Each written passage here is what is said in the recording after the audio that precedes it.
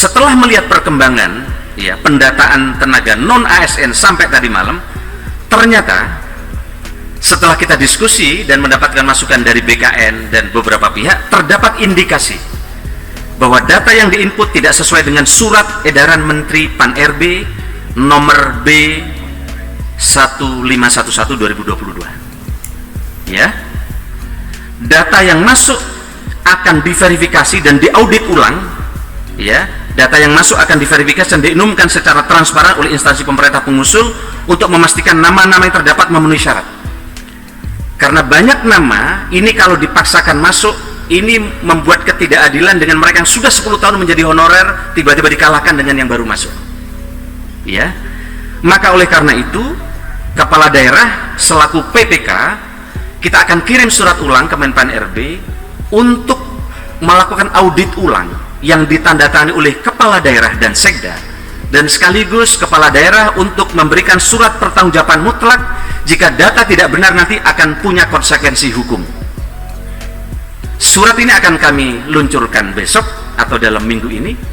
Untuk semua data yang telah dikirim ini tidak berlaku kecuali data yang telah diaudit ulang oleh kepala daerah dan ditandatangani oleh kepala daerah dan sekda, dan kemudian beliau menandatangani surat pertanggungjawaban mutlak. Ini untuk menjaga ketidakadilan terhadap mereka yang sudah antri lama disalib hanya karena soal administrasi yang dikeluarkan oleh pihak yang ada di tingkat kabupaten kota. Ibu saya hormati, dan data ini akan diawasi oleh BPKP. Kami akan minta BPKP mengawasi data ini, apakah benar mereka yang diusulkan sudah sesuai dengan syarat-syarat yang kita edarkan kepada Bapak Ibu dan saudara saya sekalian. Jika nanti yang Bapak usulkan ternyata tidak sesuai dengan surat yang kami kirim, nanti BPKP akan mengaudit dan itu akan ada konsekuensi hukum. Ini sebagai upaya yang sungguh-sungguh dari kami, ingin memetakan data yang sesungguhnya ada berapa. Jangan-jangan datanya tidak sampai 1 juta. Oh, jangan-jangan datanya cuma 600.000 dan ini bisa kita beresin tahun ini. Kira-kira begitu. Kami membagi 2 tenaga honorer ini. Ada kelompok 1 dan kelompok 2. Kelompok 1 ini adalah tenaga honorer yang sudah ikut tes, sudah lulus, ada formasinya, tetapi tidak pernah diusulkan atau belum diangkat sebagai ASN. Ini banyak, Pak. Ada untuk sisa tenaga honorer K2 tahun 2013 saja yang belum diangkat itu 12.735 orang. Untuk P3K yang tahun 2019 yang belum diangkat 1.150 orang. 60 orang. Untuk P3K tahun 2020 yang belum diangkat 8.496 orang. Ini mereka sudah lulus, ada formasinya, tapi tidak diangkat, belum diangkat sebagai ASN. Itu kelompok pertama. Yang kelompok kedua adalah yang pendataan sekarang ini, ditambah dengan tenaga honorer K2 sisa yang masih ada. Jadi tenaga honorer K2 yang masih ada dalam database BKN 366.220 orang. Yang masuk dalam data yang sekarang kami terima ini dari 366.000 itu hanya diusulkan 74.832 orang. Jadi ada selisih banyak.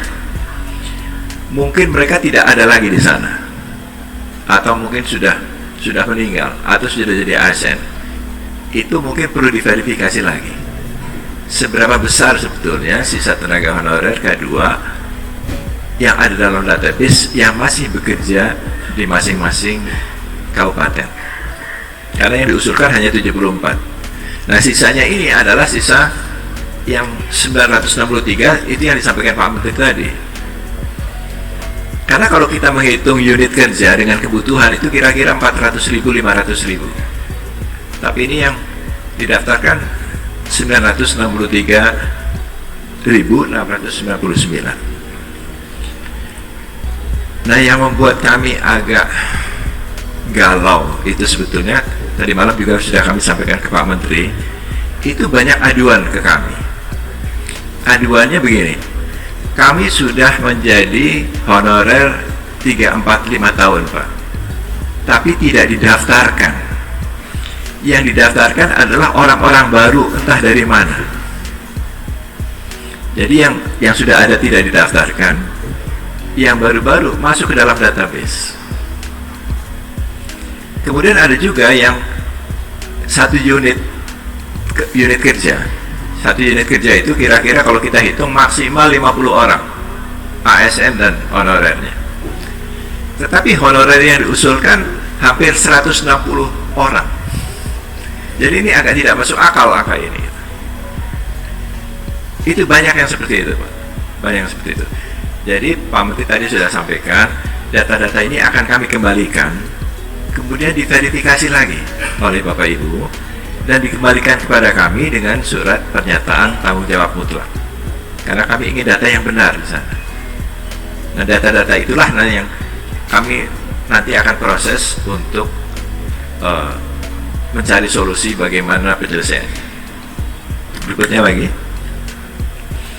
Nah, ini data-data yang 1,1 juta tadi yang masuk ke kami sudah breakdown, tapi belum kami analisis secara mendalam karena data-datanya masih banyak yang janggal. Berikutnya lagi. Ini juga sudah disebutkan tadi. Dalam 3 tahun terakhir, kita tidak menerima PNS. Karena konsentrasinya adalah untuk menyelesaikan masalah honorer. Tapi setiap tahun, itu ada 1,23 juta anak yang lulus sarjana, fresh graduate. Mereka ini tidak bisa masuk ke pemerintahan karena terisi oleh tenaga honorer. Jadi semakin lama kita menunda mereka masuk, ini akan semakin banyak fresh graduate yang tidak bisa masuk. Padahal mereka anak-anak brilian. Ini tadi Bu Prof. Nunu aja kaget, 274.000 ya Pak. Jadi kalau kita tidak menerima fresh graduate lulusan IKIP 4 tahun saja, itu jumlahnya sudah 1 juta lebih. Saya tidak tahu mereka akan bekerja di mana kalau mereka kemampuannya adalah seorang guru, karena guru-guru itu sudah penuh semua oleh tenaga honorer. Nah, ini yang mungkin kita perlu pikirkan, bagaimana menghentikan tenaga honorer ini ke depan, sehingga kita bisa memberikan suatu persaingan yang sehat antara tenaga-tenaga fresh ini, yang pasti akan jauh lebih brilian daripada honorer-honorer yang lama, untuk bisa ikut juga menyumbangkan dharma baktinya bagi kemajuan pendidikan di Indonesia. Saya kira itu yang dapat kami sampaikan. Nanti mungkin kalau ada pertanyaan kami akan mencoba menjawab. Terima kasih atas perhatiannya. Assalamualaikum warahmatullahi wabarakatuh.